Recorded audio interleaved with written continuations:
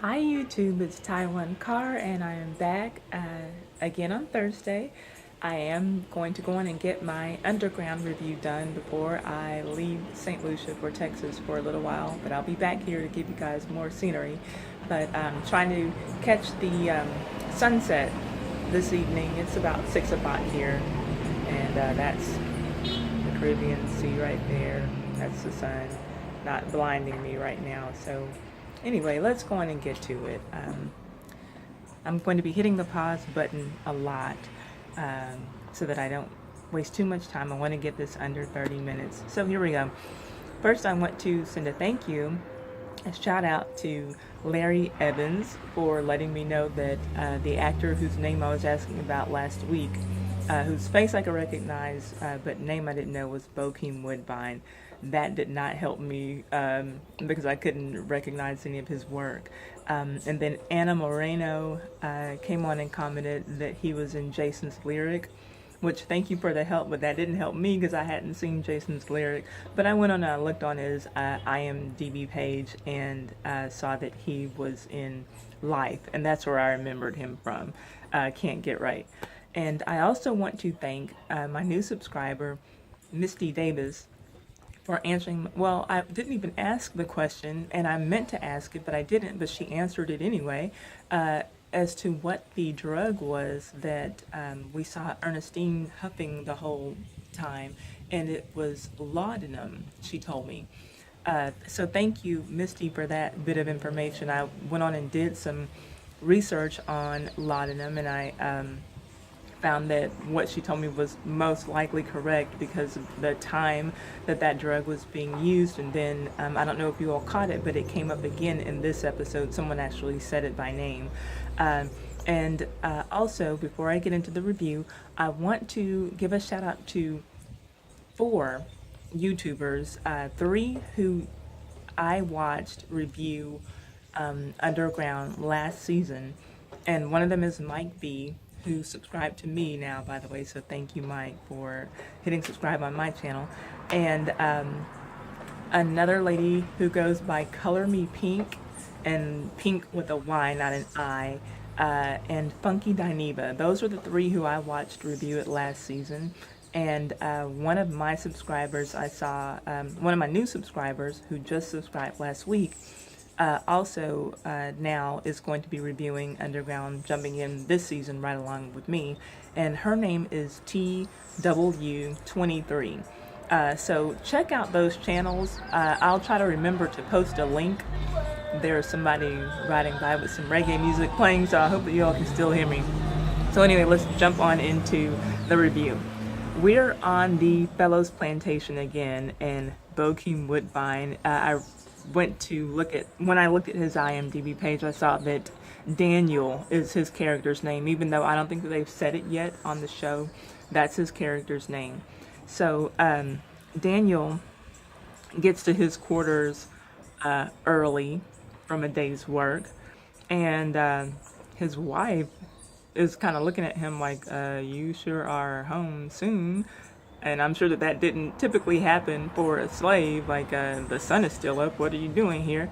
And so anyway, he comes in and he hands her a piece of paper that has the word love written on it, and he lets her know that this is the reason why I'm learning to read, and expresses to her, how much he loves her, and tells her what the word is, and she thinks it's such a heartfelt gesture, and she loves it. She grabs the paper and kind of holds it to her chest and says that she wishes she could keep it forever, but then she rips it up immediately, and she says, but basically snap back to reality. We can't, because if it's found in our quarters, we'd be killed for it. And he looks a little bit upset, but I'm sure that he understands as well. So he knows that he can't keep the basically like her first Valentine. She won't be able to keep it. I'm going to be hitting the pause button frequently, so get used to seeing this pinky, or this is not a pinky, get used to seeing this index finger hit this button so that I don't waste too much time and can get the review down. Give me a second to look over my notes. I'll be right back. All right. So quickly, we flash back to the last scene from episode one, and we have Elizabeth on the steps, waiting for John's body to be carried away, and you just see this big blue kind of blob, that is her dress, but just looking so sad and fragile. And we see Rosalie now crying because John was killed, but it's like Rosalie has to do her grieving on the run because she's also putting together this herbal mix or something for one of the runaways that she's trying to help to get to freedom. And that made me kind of just think of the humanity of the slaves. I always of people who were brave enough to run, because I always think of them in terms of being brave and like, man, they had a lot of guts. How did they do that? But I never think about them, getting sad. And I'm sure that there were times, when maybe people they ran with, were killed, and they get sad thinking about the people they left behind, and so I never think about, just the fact that they might sometimes break down, but there was no time for her to do that. So again, she's grieving on the run, and let me get to the next scene. Then we get to a scene with Harriet and Rosalie and Georgia, and they're all three, talking and planning their next moves. And we can see that Rosalie is still distressed and clearly grief-stricken and has a lot on her mind. And she tells Georgia to tell Elizabeth that she's sorry because she does want to be there for the funeral, but for John's funeral, but she's not going to be able to. And then Harriet says, I'll send a word to a woman I know that will be able to help out with. She had a spell, y'all, and I didn't know that that was part of anything Harriet Tubman's mystique. I didn't know that those were rumors about her. But anyway, the bottom line is that Harriet Tubman had a vision of Rosalie standing with this look of accomplishment on her face. So we'll just take that as a good sign. Now, in the middle of the night, we see Rosalie getting dressed and getting everything together that she needs for this journey. And again, she's sad because Noah's not there, and John is dead, and Harriet's not going with her, so nothing, is going the way that she thought that it was going to go. But Harriet just reassures her that at first she tells her, go on and get Noah out of your mind, but she lets her know that, everything's going to be okay. Everything that you've learned is going to help you do what you need to do to get your family. Then we see Rosalie out in the woods with the three runaways that she's trying to get to their boat. And we see her kind of stumbling around, looking a little bit confused. And one of the guys is like, man, we lost, and then another one is just coughing, the sick one. And so she's like, no, we're not. And, he's kind of like, yes, we are, we lost. And I'm just like, would you please shut the hell up and let this woman do what she needs to do? So she keeps stumbling around, but then she finally sees the trees with the markings that she's supposed to be looking for and sees the wagon. So now we know that she's in the right place and they can move on. So the following morning, we see Rosalie go into a station house, or go knock on the door at one of the station houses, and an older white woman answers the door. And Rosalie does the common, a friend of a friend sent me. And the lady holds up 3 cards for her, just like Georgia did for Elizabeth in episode 1. Rosalie identifies the people on the cards, and the lady asks her, where's Moses? Meaning Harriet. And Rosalie lets her know that Moses had a change of plans, but the cargo is still the same. And then the woman tells her that there's a well in the back, but the whole tone of the conversation is just creepy. The woman looks scared and Rosalie looks nervous. The woman's kind of like, the well's in the back, and Rosalie's like, okay. So anyway, when she walks away from there, Rosalie gets Harriet's voice in her head telling her to trust her instinct. And thankfully she did, and she runs off into the woods. And when the camera pans inside, we see that Patty Cannon is there, Patty Cannon and her gang, and they have this woman held at gunpoint. So now we have Elizabeth. She's dressing this man in a suit that used to belong to John, and she's going to give it to him. Rosalie is trying her best to comfort Elizabeth, and Elizabeth is rethinking the day of John's death and telling Rosalie that her dress was still so clean after all of that that she didn't even reach down to touch him after he was shot and killed. And then she starts talking about how she's really sad now that they don't have children. She doesn't even have a piece of John left behind. And I was just kind of thinking that it would be bittersweet in this season if we do find out maybe a couple of episodes down that maybe Elizabeth is pregnant. So tell me what you think about that.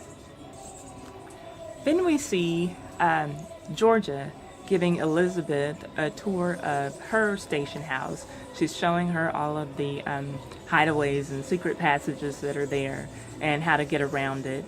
And Georgia is clearly just trying to keep her there. It's kind of just decided that Elizabeth needs to be around people and keeping herself busy instead of just being at home grieving by herself. And so it's really good to see Georgia being able to step in and be a good friend to her.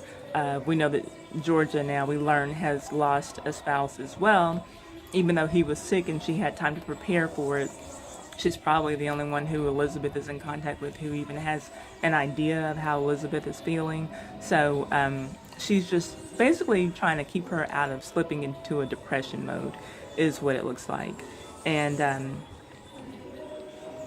we hear Elizabeth let Georgia know that she's angry that Rosalie won't be at John's funeral because, she's the only surviving family that he has.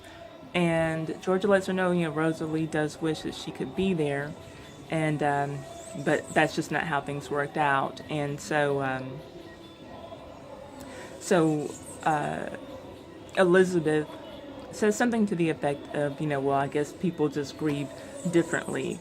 And the look on her face is saying that she's saying that from her head and not her heart, because she does still look angry about the fact that Rosalie won't be there.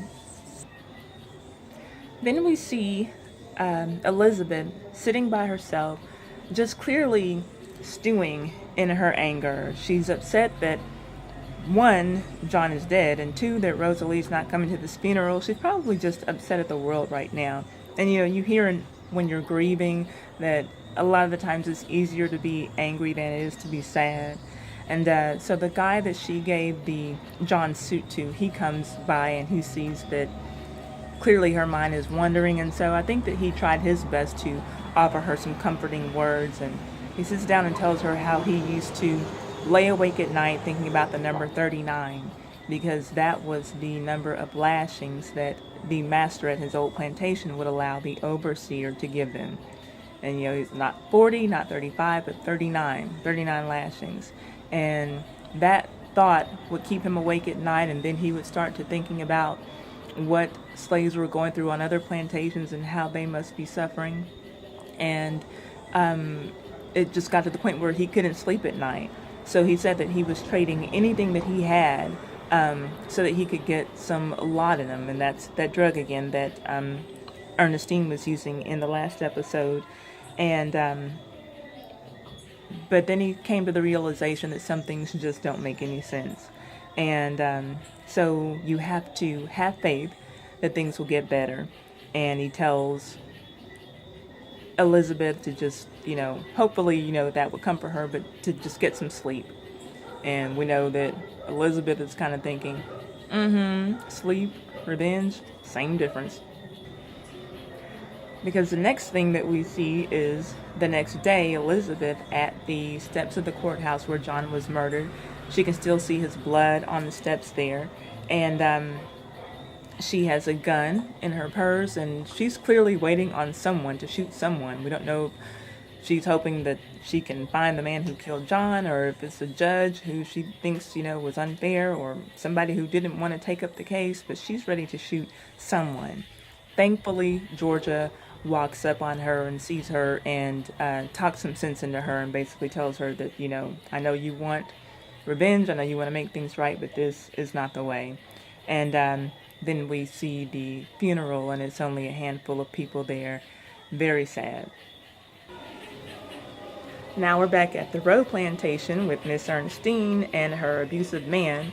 He's rubbing her feet while she's humming a little tune, and he asks her what she's humming, and she's like, I don't know. Then he gets out his makeshift banjo and starts playing, and I think that everybody who was watching, I think that all of our minds flashed back to what's love got to do with it, and we all thought that Ernestine's man was Ike Turner's great great great great grandfather. Meanwhile, the rest of the slaves on the row plantation are having a church service. And at this particular church service on this day, the pastor is talking about the ills of the drug that is going around the plantation and basically just destroying lives and taking people's souls away. And meanwhile, back at Ernestine's hut, what is she doing? Getting high. So her man is rubbing her feet and apologizing for beating her, saying that he'll do anything that she wants him to do. And oh yeah, by the way, I know this girl who needs your help. Can you help her? She says yes, she will. And before that night is over, Ernestine does have an hallucination of her husband, her deceased husband, French. And now the next day, we meet the girl that Ernestine's man says needs help. And we find out what kind of help she needs. Basically, she's pregnant and she needs to get rid of the baby. And so now we can add abortion doctor to Ernestine's resume. Ernestine has this potion for her while they're out working, and she tells her how to take it, tells her what's going to happen after she takes it. And, there's going to be some bleeding. The girl's like, oh, it's no problem. I bleed already. The girl lets her know that it's Ernestine's man's baby. Ernestine doesn't really seem to care. I don't think that this relationship is anything about love. I think that, maybe Ernestine just wants sex when she can have it, and it's having somebody there is better than having nobody. Oh, Lord, that sounds like Betty Wright. Having a piece of man is better than having no man at all. That's not true. So anyway, we have Ernestine talking to her, and the girl is just trying to explain to her why she can't have this baby, because it's going to be gossip. They're going to be telling me, to keep the baby, but they're not going to help me take care of it. And then when it's time for me to get married, I won't be able to find a suitable husband because I've had this man's child. And then she asks Ernestine, do you have any children? And Ernestine says, yes, I do, and they're the best thing that ever happened to me. And just like that, she changed her mind. So now she doesn't want to have the abortion. Time for another hallucination.